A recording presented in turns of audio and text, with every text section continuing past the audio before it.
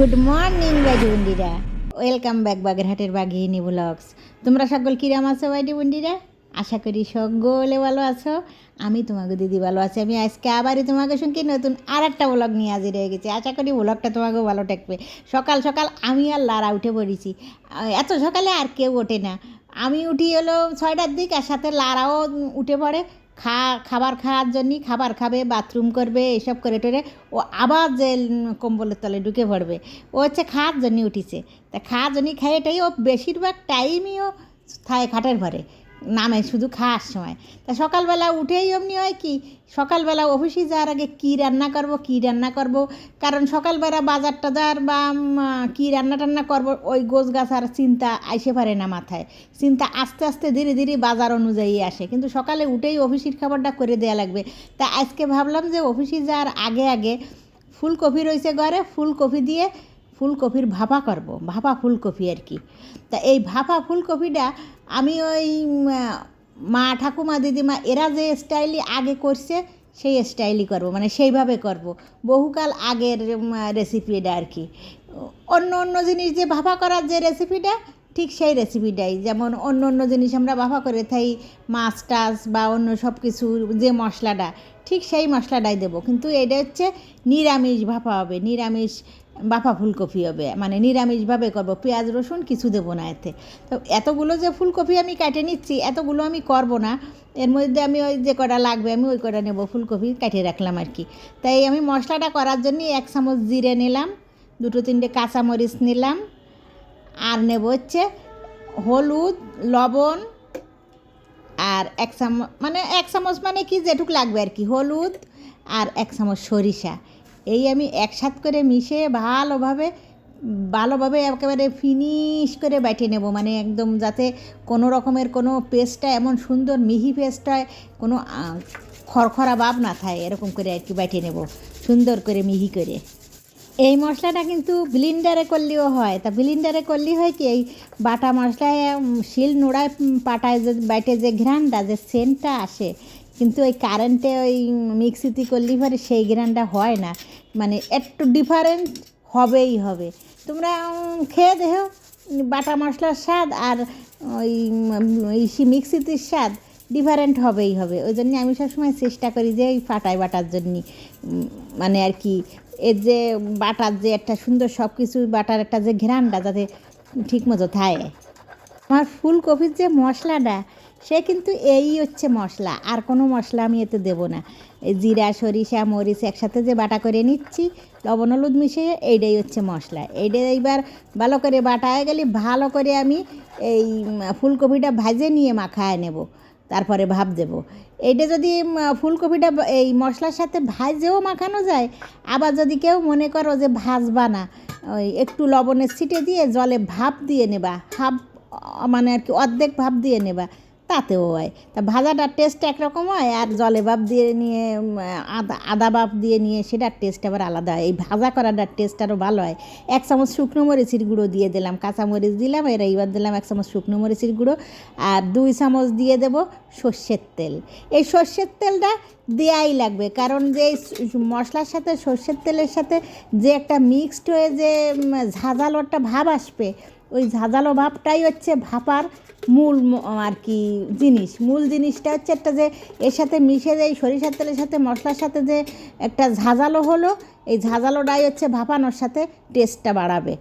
এইবার আমি ওই ছোটো ছোটো 2টে টমেটো কুচি নিয়ে নিচ্ছি, এই টমেটো কুচি 2টে মিলিয়ে দেবো ওই মশলার সাথে। টমেটো কুচির সাথে যদি আমার ঘরে মটরশুঁটি নেই, তোমাকেও কারোর ঘরে যদি মটরশুঁটি থাকে বাইডি বুন্ডিরা, তাহলে এর সাথে কয়টা মটরশুঁটি মিলিয়ে দেবা। মটরশুঁটি মিলালি হয় কি, দেখতেও যেমন ভালো লাগে, সবুজ সবুজ মধ্যে একটা ছড়ানো একটা দেখার সৌন্দর্যও আছে, আবার দেখতে ভালো লাগা ছাড়া একটা টেস্টও আসে মটরশুঁটি দেওয়ায়। তা ঘরে নেই জন্য আমি আর মটরশুঁটি দিচ্ছি না। এবার আমি সর্ষের তেল দিয়ে ফুলকপিকে এখান ভেজে নেব।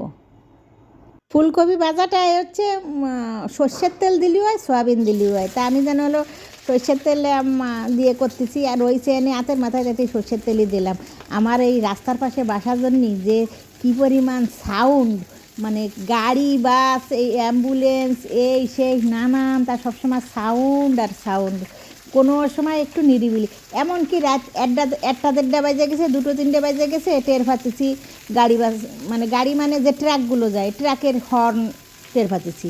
মোট কথা সব সময় 24 ঘন্টায় সাউন্ড আর সাউন্ড, কিছু করার নেই, এই সহ্য করাই লাগবে। কারণ ঢাকা শহরে যে প্রান্তে যে মাথায় বাসা নিই না কেন সবসময় সাউন্ডই থাকে, কোনো সময় নিরিবিলি পাইনি, সবসময় সাউন্ড থাকে। এইবার আমি এই ভাজিতে একটু লবণ দিয়ে দেবো, এই যে লবণ দিলাম আর আগে যে মশলায় লবণ দিছি, এই 2 মশলা কিন্তু আমার ওই লবণ দেওয়া হয়ে গেছে, তা আমার আর দরকার নেই, লবণটা বুঝে দেবা তোমরা লবণটা আর কি কোন সময় কতটুক দিলে। এবার আমি মশলার সাথে এই কুচিগুলো ভালো করে মাখায় নেব, এই টমেটো কুচিগুলো, কারণ টমেটো দিয়ে খালি জল ছাড়বে আর জল ছাড়বে, এই জন্যই মশলার সাথে ভালো করে মাখায় না নিলি, টমেটোর মধ্যে ভালো মিক্সড না করে নিলি পরে নির্যাসটা মানে আর কি ভিতরে ঢুকবে না টমেটোর মধ্যে, এই জন্যই ভালো করে মাখায় নিলাম। এবার আমি ওই যে টমেটো আর মশলা এর অর্ধেকটা উঠিয়ে রাখবো আর অর্ধেকটা ভিতরে থাকবে, কারণ ওই অর্ধেক দিয়ে আমি ফুলকপি দিয়ে ভাজা ফুলকপি দিয়ে মিলিয়ে দেবো আর এই অর্ধেক উপরে দিয়ে দেবো, যাতে ভালো করে আর কি উপর নিচে সব দিক লেবেল করে সুন্দরভাবে বসে ভিতরে। এই ঠান্ডা হয়েছে মানে আর কি উনুনের মধ্যে হাত দিয়ে উঠানো যাচ্ছে, শীতকাল তো ওই জন্যই মুহূর্তের মধ্যে ঠান্ডা হয়ে যায় আর হাত দিয়ে উঠাতে কোনো সমস্যা হয় না। এবার আমি উপর দিয়ে মশলাটা দিয়ে দেবো, একটু মাখায় নিই। এই খাবারটা মানে এই ফুলকপিটা যদি তোমরা ভাপা করে কারুর পাতে দাও, কারুরে ভাত দিয়ে দাও, তালি পরে ওই যে তোমার মাছ মাংস অন্য অন্য যা কিছু আছে সব কিছু ভুলে যাবে, কোনো কিছুর কথা মনে পড়বে না, এর টেস্টটা এত দারুণ হয়। তোমরা যারা খাও না কোনো সময় করো এইভাবে, দেখো কেমন টেস্ট হয়। আমার একটু চিনি দিতে মনে নেই, সামান্য একটু চিনি দিয়ে দিলাম, কারণ ওই যে টমেটো একটু টকটক ভাব আছে তো। এবার আমি ফুটন্ত জলের মধ্যে এটারে বসায় দেবো, তো ফুটন্ত জলের মধ্যে যে সময় বসাবা দেখবা যে এরকম টেকর টেকর টেকর টেকর করতেছে, ওই জন্যই দিয়ে দিতে হবে একটা ভারী জিনিস, যাই হোক পাথর টাথর হোক, আর সবাই তো এই রান্নাঘরের নোড়া ফুতা থাকে, সেই ফুতাই দিয়ে দে। তাই আমি আধা ঘন্টার জন্যই থুয়ে চলে যাব, আধা ঘন্টা পরে এসে আমি এটারে তুলবো। এবার আমার আধা ঘন্টা হয়ে গেছে, এবার আমি চুলো নিভিয়ে দেবো। এই এতক্ষণ বসে কিন্তু এই যে মানে ফুল জোর না, মিডিয়াম জোরে আধা ঘন্টা ছিল আর কি বসানো, মিডিয়াম চুলার আছে। এবার আমি নিভিয়ে দিছি, এবার উঠিয়ে নেব। এটারে উঠানোর সময় একটু ঠান্ডা করে না নিলে পরে যেমনও খুলবে না সেরকম বাষ্প হাতে লেগে হাত পুড়ে যাবে, ওই জন্য আমি একটু ঠান্ডা করে নিয়ে মুটকাটা খুলতে হবে। এর চেয়ারাটাই এই সেটটা অন্যরকম চেয়ারা, দেখছো ওই যে অন্যটা দেখলেই খাতে ইচ্ছে করে। এবার ডালে দিই, দেখেন তোমরা কীরকম হয়েছে, এই যে মাখো মাখো হয়েছে। এবার এইগুলো কিন্তু সুন্দর একেবারে গলে গেছে, মধ্যে কতক কতক একদম গলে গোটা গোটা হয়ে গেছে, মানে মনে হচ্ছে যে যেন বেশি গলে গেছে আর কি, বেশি টাইম ধরে। আমার হলো ফুলকপি একই সাইজের করে কাটা হয় নেই, যারা এই ভাপাটা করবা সবসময় ফুলকপি একই সাইজের করে কাটবা, তাহলে কোনোখান গলে যাবে না আর কোনোখান কম হবে না, একই সাইজের কাটতে। আমার একটু সাইজ উল্টো পাল্টা হয়ে গেছে। এইবার একটু আমি খাইয়ে দেখতেছি, হয়ে গেছে। ঘ্রাণটা সুবাসটা যা ছড়াচ্ছে না, দারুণ সুবাস। আজকের ব্লগ এই পর্যন্ত। বাইটি বন্ধুরা, তোমরা সকলে ভালো থাও, সুস্থ থাও, সকল ভালো রাখো। আবার তোমাদের সাথে আমার দেখা হবে পরবর্তী ব্লগে। আর যদি এই রান্নাটা তোমাকে ভালো লাগে ফুলকপি ভাপা, তাহলে তোমরা লাইক শেয়ার কমেন্ট সাবস্ক্রাইব করে দিও, শেয়ার করে দিও, যারা যারা জানে না রান্নাটা তারা জানবে বা খাইয়ে ভালো লাগবে। থাকবো আমি খাওয়া শুরু করি, আজকের মতন এই পর্যন্ত।